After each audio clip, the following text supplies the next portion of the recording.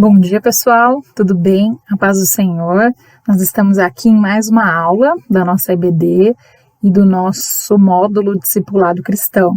Eu quero dar muito boas-vindas a vocês que vêm nos acompanhando. Se é a primeira vez que você assiste essa aula, seja muito bem-vindo. Se você está aí acompanhando a gente desde o começo, estamos na nossa aula 7 e vamos falar sobre um tema muito interessante hoje, que é obediência. Antes de nós iniciarmos a aula, eu gostaria de estar orando para que possamos ser abençoados e para que Deus fale conosco. Senhor Deus, Pai bendito, nós te agradecemos pelo privilégio de conhecermos a Tua Palavra, pelo privilégio de estudarmos, pelo privilégio de modificarmos e radicalizarmos o nosso pensamento em relação às coisas que o Senhor tem falado conosco durante esse módulo, durante todas essas aulas. O Senhor vem falado com a gente de uma maneira sobrenatural. Que o Senhor, não diferente do que as outras aulas, continue nos abençoando, continue nos dando sabedoria, continue nos dando entendimento, que o Teu Espírito Santo possa falar em cada coração, assim como falou no meu, enquanto eu estava estudando e preparando essa aula, e que nós possamos ser preenchidos pelo Teu Espírito, e que tudo aquilo que a gente não compreenda, que eu não consiga ser clara aqui, que o Teu Espírito Santo seja aquele que esclareça. Nós te agradecemos em nome de Jesus. Amém. Então, como eu estava dizendo, nós estamos na aula 7, do nosso módulo Discipulado Cristão, e a partir de agora nós vamos começar aí uma nova etapa do Sermão do Monte. A gente vai dividir ele em duas partes, e aí talvez, e já peço desculpa, são 2 capítulos um pouco extensos e com conceitos muito importantes, e que eu tome um pouquinho mais aí de tempo, não sei quanto tempo mais ou menos vai dar essa aula, mas eu espero não ser muito extensa, mas que eu possa falar tudo aquilo que o Senhor colocou no meu coração para que nós falamos nesta manhã. Então, como eu estava dizendo, a gente vai dividir em 2 partes. Essa primeira parte a gente vai entender um pouquinho continuando no capítulo 5, versículos de 17 a 20 do Sermão do Monte, e a gente vai aqui começar uma nova etapa do Sermão do Monte, e nessa nova etapa Jesus vai mostrar como que um discípulo, porque a gente está falando de discipulado e nós somos discípulos, estamos aprendendo a como ser um discípulo, estudando aí profundamente aí o Sermão do Monte, como ele vive todas essas virtudes que a gente vem falando dentre todas essas aulas que nós trabalhamos até aqui, nos nossos aspectos da nossa existência, em vários aspectos da nossa existência. Ele vem fazer uma importante introdução, falando um pouquinho da lei, mas é muito interessante como a gente se aprofunda e vê como Jesus dá um novo olhar para a lei, um olhar muito diferente do que os fariseus, os mestres da lei da época davam, do que os judeus viveram, de que todo o período do Antigo Testamento tinha de valor para a lei. Jesus vem não modificar a lei, mas mudar a maneira como a gente olha para essa lei. E a gente vai ver aqui uma verdadeira revolução na maneira da gente enxergar a lei de Deus e a obediência que a gente deve prestar a Ele. Quando a gente vem falar aqui de obediência, a gente vai compreender o quanto às vezes nós éramos enganosos na maneira como nós entendíamos obediência e como isso é libertador e prazeroso, inclusive, para a gente. Isso é muito, muito importante essa nossa reflexão dessa aula de hoje. Primeira coisa, antes de tudo, eu sei que a gente está aqui falando com pessoas que já frequentam a EBD há um tempo, mas pode ser que você esteja aqui chegando na aula pela primeira vez, ou talvez você seja uma pessoa que chegou na igreja agora e está conhecendo a palavra de Deus agora. Explicar um pouquinho o que é a lei, o que significa a lei. A lei, ela é uma série de mandamentos, de regras e de sistemas que Deus dá, que Deus deu, na verdade, para a nação de Israel, para que a nação de Israel obedecesse. Muito importante a gente entender aqui o período, eles estavam saindo de um período de 400 anos de escravidão, estavam indo para alcançar, para conquistar a terra prometida, e eles eram um povo escravo, e um povo escravo vivia sobre o jugo de outros, Eles não tinham uma comunidade, eles não tinham regras e ordens que regessem aquela comunidade, e Deus vem trazer esses mandamentos e essas regras para que para que essa nação crescesse, inclusive como nação, porque até então eles eram um aglomerado de gente que não tinha, que só obedecia a ordens e ficava no jugo da escravidão. Então, a lei era muito importante, porque ela vai definir a forma como esse povo vai se relacionar com Deus, não só com Deus, mas também entre eles e também com toda a existência, com todas as pessoas que estivessem ao redor deles, né? É importante a gente entender que a lei é santa, era santa e continua sendo santa, a lei é pura, e a lei continha mandamentos de ordens morais, mandamentos de ordens civis e mandamentos de ordens cerimoniais. Nós encontramos, a gente encontra às vezes falando sobre a lei de Moisés, porque a lei de Moisés, porque foi dada a Moisés, né, o homem escolhido para liderar o povo nessa conquista, né, de conquistar, ser nação, e ser nação não é só ter uma terra, mas assim, ser um povo organizado, e Deus dá essas leis para que eles pudessem conseguir conquistar aquilo que eles precisariam conquistar. E aí é muito interessante, porque passa todo esse período e a gente, como bem conhece a história, o povo de Israel foi numa sequência de frustrações a respeito de não ser capaz de obedecer à lei, né? E aí a gente também aprende no Antigo Testamento que todas as coisas que a gente lê no Antigo Testamento estão apontando para uma pessoa, para o Messias que está por vir, e tudo que acontece no Antigo Testamento é sombra do que vai vir. E quando Jesus Cristo chega, ele passa a vir e ele é anunciado como cumprimento de tudo aquilo que foi prometido no Antigo Testamento.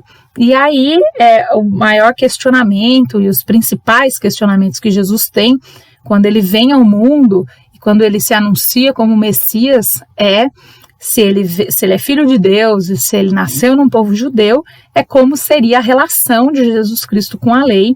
E é muito interessante isso, porque o próprio Jesus nos dá essa resposta. Lá em Mateus 5, de 17 a 18, ele fala: eu não vim para acabar com a lei, mas eu vim para cumpri-la por inteiro. A lei não pode ser apagada, porque Deus a ordena e eu a cumprirei. Então, em nenhum momento Jesus veio para apagar toda a lei, em nenhum momento Jesus veio para descumprir essa lei, e em nenhum momento ele está abandonando tudo que o povo judeu viveu até aquele momento.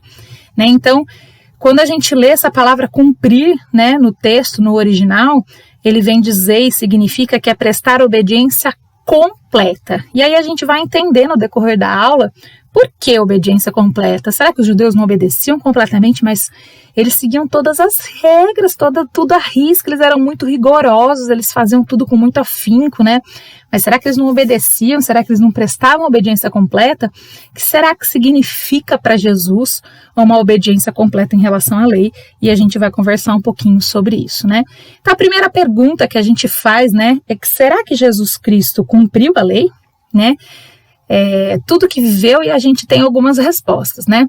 A primeira coisa, Jesus cumpre as profecias e as promessas da lei. Então, todas as profecias, todas as promessas que foi feita de Gênesis a Malaquias no Antigo Testamento, que foi dito ao seu respeito, que foi dito ao respeito do Messias, Jesus cumpre todas elas, sem exceção. Segunda coisa, Jesus cumpre as exigências todas da lei. Ele obedece à lei completamente, ele não quebrou uma ordem sequer do que a lei colocava para o povo judeu. Jesus cumpre as penalidades da lei, porque quando você descumpria a lei, né, e você se envolvia com pecado, porque quando você descumpria a lei, você estava pecando. Você tinha uma penalidade, a penalidade era a morte, era sangue. Jesus cumpre isso ao morrer, mesmo sendo o mais obediente possível. Ele faz com que a lei seja cumprida quando ele morre no nosso lugar, mesmo tendo obedecido tudo. Quarta coisa, Jesus cumpre a lei em todas as suas prefigurações cerimoniais, todos os símbolos, todas as cerimônias, tudo que acontecia no Antigo Testamento estava apontando, era a sombra de uma coisa que estava por vir, apontava para Jesus, e Jesus cumpre todos os cerimoniais e todas as prefigurações que eram colocadas na lei. Então, por exemplo, Jesus é o sumo sacerdote, Jesus é o holocausto, Jesus é o templo, Jesus é o cordeiro. Então, todos esses pequenos detalhes da lei também são cumpridos em Jesus. E também, Jesus cumpre a lei quando ele passa a dar verdadeiro significado para essa lei.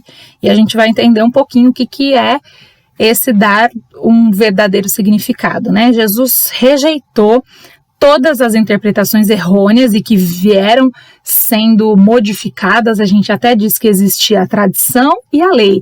Tinha muita coisa que era tradição e não lei, mas ficou tão intrínseco uma coisa com a outra que o judeu já não conseguia mais diferenciar o que era lei e o que era tradição, e eles colocavam tradição e lei na mesma importância, e Jesus vem trazer essas interpretações errôneas e explicar para a gente o verdadeiro significado da lei e como a gente obedece, e essa obediência está baseada não numa obediência pesada, uma obediência que a gente tem que fazer porque é muito necessário, mas sim uma obediência baseada no amor, e isso é muito importante.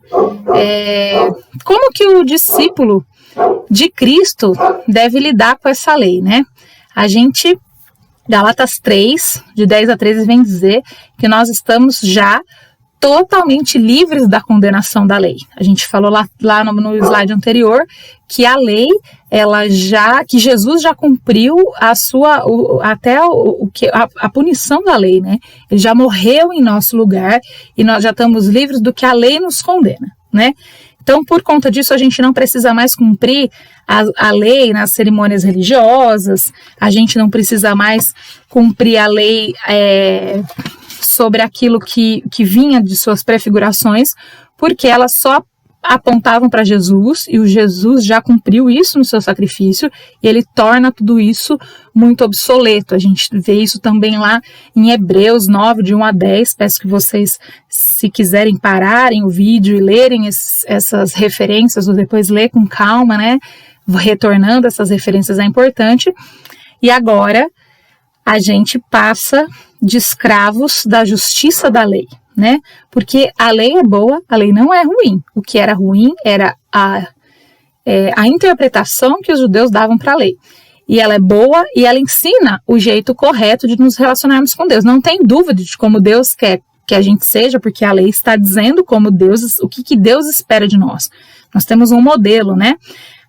A palavra de Deus diz que a lei, ela vem como uma lupa, né? Ela vem aumentar e mostrar o quanto nós somos insignificantes e o quanto nós não somos nada sem Cristo. E como as pessoas e como as diversas situações também lidam, né? E ensinando valores como honestidade, como sabedoria, como equilíbrio, como mansidão, como domínio próprio. A gente vê lá o fruto do Espírito, né? Em Gálatas a gente estuda isso, e tudo isso está relacionado aos valores morais que nós temos em relação à lei, né? Cristo, então, ele nos liberta do pecado, então nós somos livres do pecado, mas a gente passa a ser escravo da justiça, mas não há uma escravidão aí, essa palavra vem de uma maneira, às vezes até meio pejorativa, né? Mas não é essa palavra, essa forma pejorativa de pensar em escravidão, mas é uma escravidão onde a gente segue de coração, onde a gente segue porque nós amamos, onde a gente segue porque nós gostamos, isso não fica pesado e não fica um fardo muito, muito grande, difícil de carregar. Os princípios morais da lei continuam: honestidade, santidade, justiça, fidelidade, entre outros, e agora nós amamos essa justiça e nós obedecemos não por obrigação, mas por amor. É muito diferente quando nós pensamos em relação a isso, e a gente precisa repensar nossa vida quando a gente vai estudando isso. Será que nós estamos obedecendo a lei por obrigação, porque nos impuseram a obedecer, ou nós obedecemos a lei por amor? Porque quando a gente para pensar nisso, a maneira como a gente interpreta a lei, ela se torna completamente diferente. Então nós temos um modo religioso e um modo cristão de obedecer a lei. A gente vai lá ver nos versículos 19 e 20 desse capítulo que nós estamos estudando. A religião judaica, ela fixou tantas coisas pequenas, tantos aspectos menores nos mandamentos, que a lei acabou se tornando algo seco, algo morto, algo mecânico, algo sem vida, que as pessoas cumpriam por obedecer, cumpriam por cumprir, não sabia nem o porquê que estava fazendo isso. Eles focaram muito na letra da lei e se esqueceram do seu propósito, que é transmitir vida, que é transmitir felicidade, que é transmitir paz, prosperidade.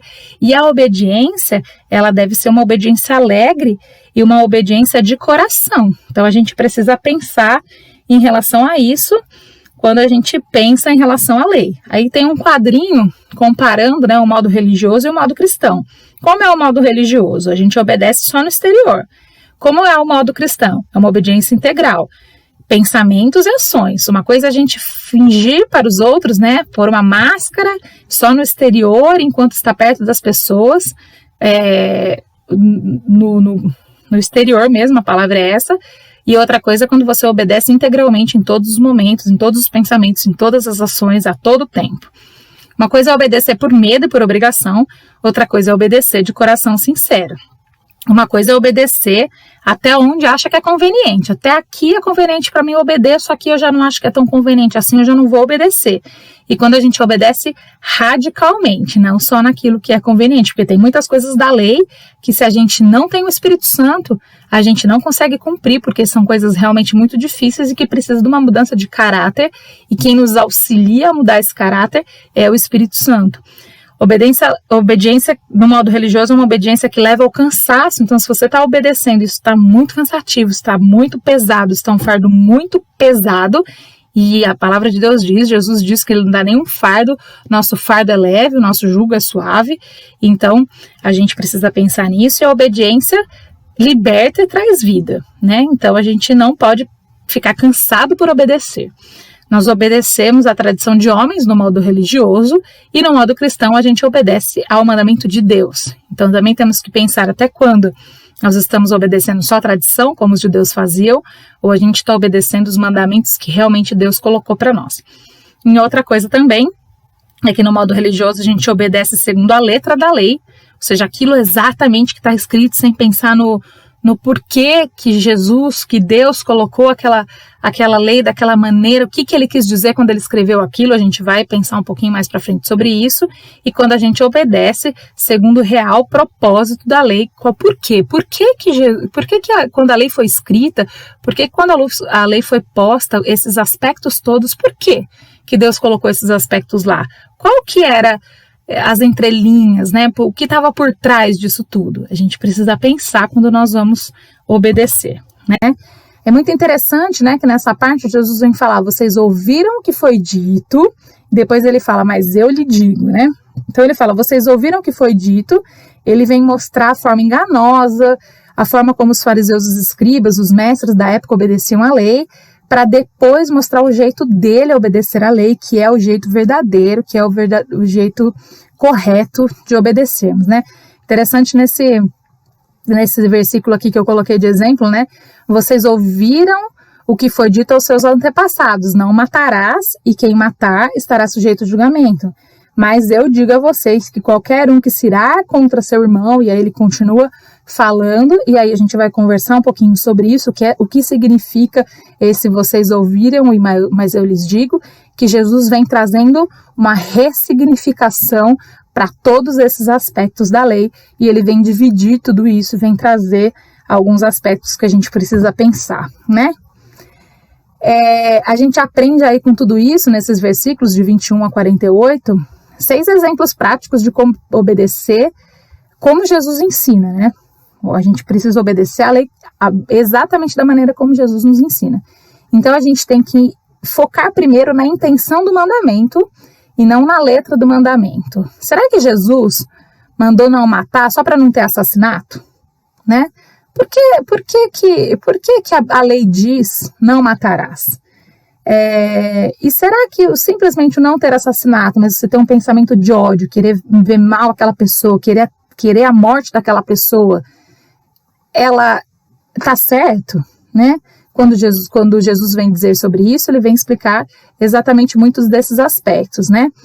Ele envolve toda a sua vida e não só atos externos. Então, não é só aquilo que a gente mostra, aquilo que as pessoas veem, mas toda a nossa vida em todos os momentos, em todos os aspectos. A verdadeira obediência é radical e não conveniente, não é só quando nos convém, mas é em todos os aspectos e mudando radicalmente o nosso pensamento, as nossas atitudes e o nosso caráter.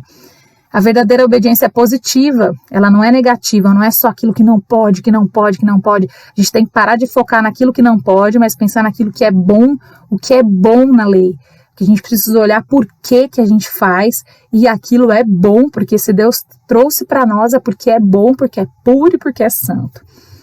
A verdadeira obediência, ela traz alegria e não opressão religiosa. Você não pode estar oprimido por cumprir a palavra de Deus, não pode estar oprimido por cumprir as regras que estão postas na lei, né? A verdadeira obediência, ela quer agradar a Deus e não cumprir obrigações. Você não pode obedecer só porque você quer estar cumprindo uma obrigação, porque eu sou líder, porque eu sou obreiro, porque eu sou professor de EBD, porque eu sou músico, porque eu sou alguma coisa, então eu sou obrigado a cumprir as coisas que são postas para mim. Não, porque agrada a Deus, porque agrada o coração de Deus, e isso torna mais leve, torna mais fácil da gente pensar em relação à lei, né? Aí a gente vai falar um pouquinho sobre a parte 2 e a gente vai dar uma esmiuçadinha aí no que a gente estava falando nessa primeira parte, que é falar um pouquinho sobre a verdadeira obediência, continuar falando sobre a verdadeira obediência e o que ela significa. Aí a gente vai explorar mais aí Mateus, o 5, de 21 a 48. Então, depois que Jesus ensina a maneira correta de interpretar e de ver a lei, porque ela era interpretada de uma maneira errada, ela era vista e até praticada de uma maneira errada, Jesus agora vai dar exemplos práticos dessa verdadeira obediência e ele vai aplicar aí 6 situações diferentes para nos explicar exatamente o que ele está querendo dizer sobre a interpretação errônea e como ela deve ser vivida e como ela deve ser interpretada. Então ele vem falar sobre a preservação da vida, sobre a pureza, sobre a fidelidade, sobre a verdade, sobre a paz e sobre o amor. Então, a primeira coisa, dos versículos 21 a 26, Jesus vem falar sobre a lei da preservação da vida, né? Uma primeira coisa que a gente tem que pensar é que Deus ama a vida e que Ele é o sustentador de toda a existência. Deus ama a vida, isso é importantíssimo a gente pensar. E aí, quando ele fala lá em Êxodo 20:13, não matarás, Jesus está dizendo o quê? Que somente para você não matar, não cometer um assassinato, né? E aí Jesus vem dizer exatamente isso. Não é simplesmente para evitar o assassinato que Jesus traz essa lei, que Jesus apresenta essa lei, que a lei coloca esse mandamento de não matarás. Aí Jesus vem mostrar que a lei, ela não é só para impedir a morte, né? Porque ele quer preservar a vida como um todo. Não é só para evitar o homicídio do corpo, mas é qualquer tipo de homicídio que a gente pode cometer contra o outro. Toda ira violenta, todo ódio, toda ofensa, todo rancor. Quando a gente fala, essa pessoa morreu para mim, eu não suporto mais ela, eu não consigo mais conviver com ela, ou eu gostaria que você morresse. Essas coisas, para Jesus, ela já é, de certa forma, um assassinato. A gente vai lá ver em 1 João 3, 14 e 15, e uma forma de destruir a vida, e esse é um pecado que pode levar a gente para o inferno. Então, assim, não é apenas não matar, de não ir lá e cometer um assassinato, mas Jesus vem dar uma ressignificância, porque a lei colocava tão ao pé da letra que se você simplesmente, só o fato de você não assassinar ninguém significa que você está sem pecado. Mas Jesus ressignifica e fala o que é a vida. A vida é a vida do outro, a vida é o sentimento do outro, a vida é o que o outro representa para você. E a partir do momento que você mata ele no seu pensamento, que você mata ele com palavras, que você mata ele ferindo com ações, você também está cometendo o pecado do não matar, que quebra a lei do não matarás. Terceira coisa, vem falar um pouquinho sobre a lei da pureza, nos versículos de 27 a 30, e essa segunda declaração, Jesus vai abordar o tema da sexualidade. E é muito interessante a questão da cobiça, do desejo, né? E a ordem de não adulterar, que vai vir falar em Êxodo 20:14, ela foi reduzida simplesmente a apenas não consumar o ato sexual com alguém que não fosse seu cônjuge, né? Todas as outras coisas que acontecem na cabeça das pessoas até cometer o ato o ato sexual eram irrelevantes, né? Porque o pecado estava focado na questão de você não cometer o adultério, e eles minimizavam o adultério para apenas o ato sexual com uma pessoa que não seja o seu cônjuge. E aí o que Jesus vem dizer é que a pureza, ela envolve também desejos e envolve pensamentos. Então, quando a gente pensa maliciosamente, quando a gente olha com segundas intenções para o outro, quando a gente usa o corpo como objeto nas fantasias sexuais, o corpo do outro, Jesus disse que em nosso coração a gente já foi para a cama com essa pessoa. Então, os pensamentos também têm que estar puros, né?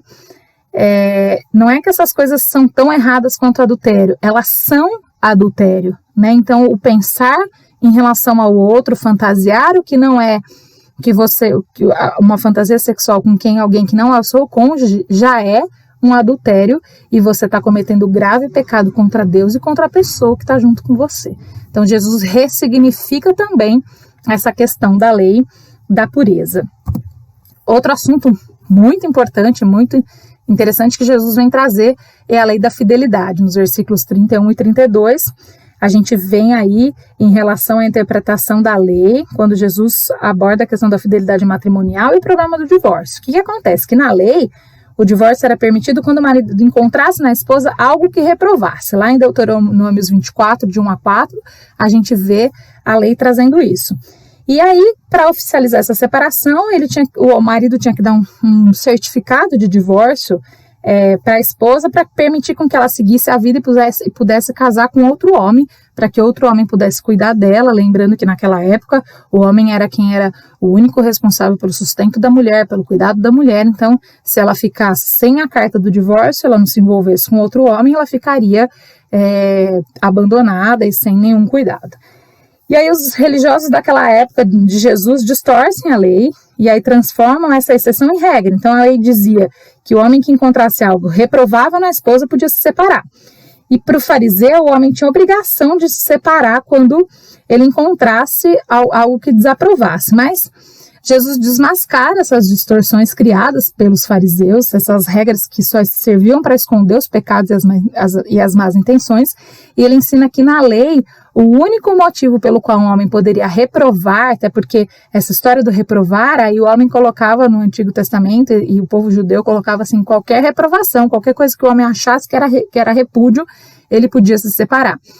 Então a única coisa que poderia reprovar uma mulher e pedir o divórcio dela era por imoralidade sexual. Para o mestre, para Jesus, o divórcio é uma decisão muito séria, muito indesejada e que só pode ser tomada por um motivo igualmente grave. Então, assim, Jesus não dá nenhuma outra brecha. Eu não estou gostando do jeito que ele fala comigo, eu não estou gostando da comida dela, eu não estou gostando de como ele deixa a roupa dentro do guarda-roupa, da toalha molhada, da pasta de dente que aperta de um jeito, que aperta de outro, motivos tão banais que são colocados aí à mesa para um divórcio. Jesus vem dizer não, para haver um divórcio tem que haver algum motivo muito, muito, muito grave. E a segunda correção que Jesus vem fazer é na intenção dessa lei, que diferentemente dos religiosos que ficavam todo o tempo discutindo quando se poderia divorciar, Cristo enfatiza a natureza, o propósito e a beleza do casamento, porque o casamento foi criado por Deus. A família é projeto de Deus. Então, Jesus não se alegra com ver uma família e um casamento destruído. A preocupação dos fariseus era o quê? Achar brechas na lei para legalizar a luxúria. Mas Jesus vem e ele vem se ocupar em ver a lei como a lei propondo uma fidelidade, uma durabilidade e uma unidade nesse casamento, já que essa é uma união sonhada e abençoada pelo próprio Deus, e o que ele uniu, os homens não deveriam separar. Então, assim, os aspectos de de divórcio, e aí o que acontecia era exatamente isso, os fariseus ficavam buscando brechas para poder se separar, e na verdade Jesus vem fazer a correção de que vamos buscar a pureza, a beleza, o propósito do casamento, por isso que ele tem que ser muito bem pensado, muito bem planejado, orado, né? Se você está assistindo essa aula e você ainda é solteiro, você precisa orar, você precisa planejar, você precisa observar a pessoa com quem você vai casar, porque isso é uma união séria para uma vida inteira, e ela precisa ser tomada com muita consciência e com muito cuidado. A próxima coisa que Jesus vem trazer é sobre a lei da verdade, nos versículos 33 a 37, quando Jesus aborda o assunto da verdade, a questão do juramento, né? Essas regrinhas de juramento que o Antigo Testamento e que a lei traz, e que, na verdade, que o judeu trazia, né? Porque, para vocês entenderem o contexto, naquela época não existia advogado, não existia papel, não existia assinatura e reconhecimento de firma e tudo isso que tem direito. Naquela época era a sua palavra que fechava um negócio, que um aperto de mão que falava isso que nós acordamos ambos os dois vão cumprir com o que está sendo dito. Em vendas, em parcerias, e a lei de Moisés previa em alguns momentos de extrema importância que as pessoas poderiam usar juramentos como forma de reforçar essa sua palavra de honestidade, mas isso passou a ser um mecanismo tão banal, porque usavam tanto, porque isso deveria ser usado não sempre, né? Porque a própria palavra deveria bastar. Isso passou a ser tão banal, eu juro, ficou tão comum, né? Que aí Jesus vem e eles juravam sempre por algo maior. Juro pela minha mãe, juro por Deus, juro por alguma coisa que era muito importante, muito precioso, para mostrar um meio. O crédito é tão grande, o crédito que eu estou dando à minha palavra, que eu juro por algo maior, algo muito importante. E o problema é que essas pessoas da época começaram a abusar disso, eles começaram a jurar sempre, por qualquer motivo. A palavra e a honestidade passou a deixar de existir, porque o juramento era para ser uma exceção, uma coisa muito, muito necessária. E aí Jesus, ele vem e zomba um pouquinho dessas regrinhas de juramento criada por esses fariseus, e ele fala que a gente tem que enfatizar o que realmente importa, que a gente seja totalmente honesto e totalmente verdadeiro nas palavras. O nosso sim é sim, não preciso jurar para o meu sim ser sim, o meu não é não, eu não preciso jurar para isso, e a gente não precisa fazer esse apoio nos juramentos, porque a palavra simplesmente deve bastar. E a reputação é algo conquistado por um caráter, por uma honestidade, e não por um juramento muito bem feito, muito bem realizado. Então, o que Jesus quer mudar aí? Ele quer mudar esse paradigma onde a mentira é a regra e a desconfiança impera. Porque hoje, se a gente for fazer qualquer negócio, né, o cristão deveria se diferenciar. O cristão deveria falar assim, não, com aquele eu posso fazer qualquer negócio, porque a palavra dele é honesta, ele é sincero, ele é justo, né? E aí os discípulos, né, essa questão da transparência, da sinceridade deve ser tão espontâneo, tão natural, que a gente não precisa de reforço aquilo que a gente diz, porque isso acontece tão naturalmente que as pessoas acreditam porque nós somos honestos. Então a gente deve sempre falar a verdade, não importa qual o custo dessa verdade. E somente nessa verdade transparente e simples é que a gente obedece ao Pai, e que a gente cria um ambiente frutífero de fraternidade, de confiança e de amor.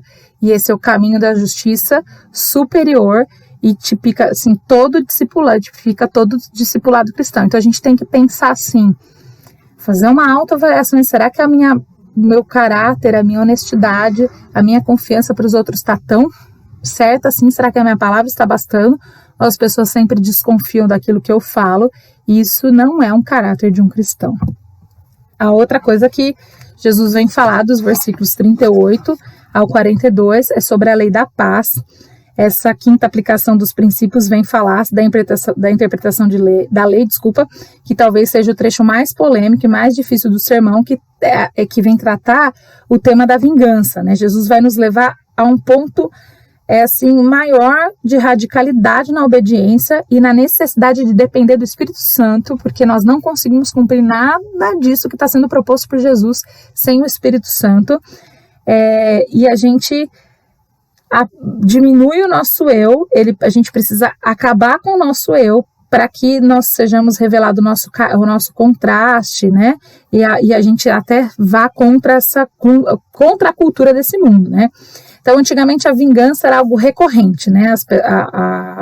Pouca presença de autoridade, de juiz, a baixa disseminação dessas leis jurídicas abria muito espaço para que todo mundo acabasse meio que agindo por justiça própria, né? E nesses casos uma pessoa era agredida e a outra agredia da mesma maneira como se sentiu injustiçado. Só que em muitos casos onde essa pessoa era agredida, ela não se contentava em retribuir só o ato, mas ela se excedia demais na hora de retribuir essa vingança, ela matava o agressor, matava a família, ou seja, você me fez um mal e eu iria me vingar de você, mas eu não me vingava de você da mesma maneira como você fez o mal para mim, mas com um mal ainda muito maior, muito pior, né? E aí, Deus sabia desses casos e ele instituiu aí na lei de Israel um mecanismo para restringir um pouquinho essa violência, para restringir um pouquinho esse ato covarde, né, de vingança, e ele colocou aí uma questão de uma regra de olho por olho, dente por dente, que está lá em Êxodo 21, 24, também em Levíticos 24 e 30, que muito diferente do que a maior parte das pessoas entende, essa regra não era um mandamento de obrigação, não era obrigado, tipo, se ele te feriu, você fere também. Não foi por esse motivo que Deus colocou esse olho por olho, dente por dente na lei, mas era para que você não ultrapassasse a maneira de se vingar, não se vingasse mais do que deveria. E aí era uma forma meio que de controlar e evitar esses excessos de ira e esses excessos de ódio, e trazia aí um equilíbrio nas relações, sendo que todas as retribuições eram feitas sob supervisão de juízes e do povo, e não de uma forma pessoal. Vocês também encontram isso lá em Deuteronômio 19, do 16 ao 21. Aí, com o passar do tempo, essa regra ela vem se tornando aí um mecanismo tão abusivo que eles passam a enxergá-la como uma liberação para vingança pessoal, né? E quando Jesus vem reinterpretar essa lei, ele propõe algo totalmente oposto a esse padrão de revanche que eles estavam acostumados, e com esse senso de justiça, né, que você fez para mim, eu tenho que fazer para você também, porque senão eu não vou, eu preciso, é justo, né? A lei me permite olho por olho, dente por dente, eles colocavam quase como uma regra. Se você fez, eu sou obrigado, porque a lei manda fazer isso, né? E aí o que Jesus vem dizer é que ele vem transformar radicalmente esse pensamento, porque ele faz 4 afirmações aí dos versículos 38 a 42, que se você tomar um soco, vire a outra face, se alguém pegar a túnica, dê a capa, e assim por diante. Então Jesus aí não está falando de ordens literais, mas ele está enfatizando um princípio no qual, será que você precisa se vingar porque alguém fez algum mal para você? Será que a gente não pode negar o nosso eu e deixar passar e trazer a questão da lei da paz? Por que não viver a paz disso, né? Então, é muito importante a gente compreender isso. E a questão da lei do amor, né? Nesse último exemplo aí, Jesus fala sobre o maior de todos os temas, né? O maior sentimento, o maior dom, né? Do Coríntios vem dizer sobre isso, 1 Coríntios 13 vem dizer que nada do que nós fazemos sem amor vale. Então essa é a lei mais importante. E agora ele vai ensinar que, além da mera vingança, a gente tem que passar então a amar concretamente os nossos inimigos. Então olha como Jesus inverte, né? A gente junta aí a lei da paz com a lei do amor. Além de Jesus propor uma paz, uma não vingança, então assim, se seu inimigo te fez alguma coisa de errado, não se vingue, mas ele propõe algo muito pior, humanamente falando, né? Mas com o Espírito Santo nós conseguimos viver isso, que é, além de você não se vingar, você vai amar o seu inimigo, né? E isso radicaliza total a lei do amar ao próximo como a ti mesmo. porque era muito conveniente para o judeu a lei do amor, porque ele amava só o judeu, ele não amava mais ninguém que era gentil, no sentido de não pertencer aos judeus, né? Todas as pessoas que eles consideravam gentis, eles não amavam, eles amavam só aqueles que estavam próximos, e isso é completamente o inverso daquilo que Jesus vem propor para a gente, porque ele vem ensinar um padrão de amor da mesma maneira como Deus adotou conosco, porque ele nos amou tanto que ele nos ama mesmo com os nossos erros, mesmo com os nossos defeitos, mesmo com os nossos problemas, com tudo que nós fizemos, ele ama com um amor sacrificial, porque ele enviou o seu filho para morrer por nós, e não tem prova de amor maior do que essa, e ele fala para a gente amar inclusive quem odeia ele, porque Deus ama todos, Deus ama inclusive aqueles que odeiam a ele. Ele morreu por todos, sem exceção. Então, que Jesus vem dizer, amem os seus inimigos e orem por aqueles que os perseguem, para que vocês sejam filhos, para que vocês venham a ser filhos de seu Pai que está no céu. Então ou seja, imitem o Pai de vocês, para que vocês possam ser filhos semelhantemente a Ele.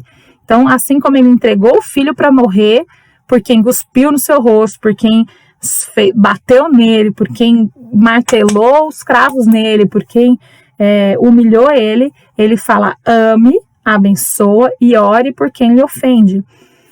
E a gente precisa radicalizar isso, um amor que ultrapassa esse sentimento bacana, né, sobre um amar o outro só quando convém, quando é bom e quando a pessoa te agrada, e ele constitui aí uma entrega sacrificial para que a gente ande no caminho aí de nos tornarmos perfeitos, como o perfeito é o Pai Celestial. E vivendo esse amor concreto, esse amor radical, esse amor incondicional, esse amor indiscriminado, que a gente atinge o ápice do caráter cristão. Esse é justamente o ponto que distingue o evangelho de qualquer outro sistema moral, de qualquer outro sistema filosófico, de qualquer outro sistema religioso. E quem não conhece a Cristo até ama, mas só ama quem ama a Ele também. O discípulo, ele faz a diferença porque ele passa a amar a todos sem fazer nenhuma seleção de amor, e o discípulo, ele se recusa a aceitar, né? Se nós recusarmos a aceitar essa palavra de Cristo, a gente vai estar negando a peculiaridade do evangelho do reino de Deus, que é o chamado ao discipulado. Então a gente precisa se engajar, uma vida de amor extraordinário, mostrando ao mundo como é extraordinário o Pai que nos ama, independente de quem nós somos. O amor dele é imutável, você pode fazer um monte de coisa boa que não vai mudar o amor dele, mas você também pode fazer um monte de coisa errada que também não vai mudar o amor dele. O que nós precisamos é entender qual é o caráter que Cristo quer que nós tenhamos para poder viver como discípulos dele, para poder dizer, imitem a mim, como Paulo diz, né? Sejam meus imitadores, como eu sou imitador de Cristo. Isso tem que ser verdade nas nossas vidas, não é porque Paulo era Paulo, né? Ele era uma pessoa sensacional, mas ele era homem como todos nós, e aí ele diz, podem imitar a mim, porque eu imito a Cristo, e a gente precisa pensar se nós estamos com essa ousadia de falar para que as pessoas nos imitem, porque nós imitamos a Cristo, porque esse é realmente ser um verdadeiro discípulo. E aí, essa semana, nós temos um desafio extraordinário, que é aplicar no nosso cotidiano todas essas práticas, dessas leis. Vamos ressignificar aí a lei em cada atitude da nossa vida, em cada coisa que nós vamos vivenciar, numa venda, numa compra, no relacionamento com a nossa esposa, na maneira como nos relacionamos com a questão da sexualidade, o que nós estamos imaginando, o que nós estamos pensando.